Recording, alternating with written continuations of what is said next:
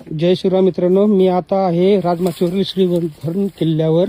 या किल्ल्याच्या तटबंदीच्या खालच्या साईडला आल्यावर एक पायवाट दिसली, म्हणून एक कुतूहलापोटी मी आलो बघायला की हा इथं काय. तर हे असं दिसलंय, तर वाटलं पाण्याचं टाकं वगैरे असेल छोटंसं, म्हणून मी इथं वरती चढून आलो.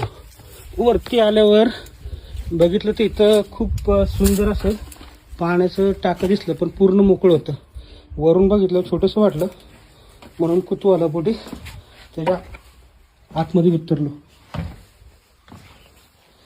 आतमध्ये उतरल्यावर असं मस्तपैकी बांधकाम केलेलं आणि पाण्याचं टाकं आहे की जे एकदम चांगल्या सुस्थितीत आहे. आणि सगळ्यात चांगलं हे असं वाटलं की ज्यावेळेस इकडे समोर बघितलं, आतमध्ये एक मोठी गुहा आहे.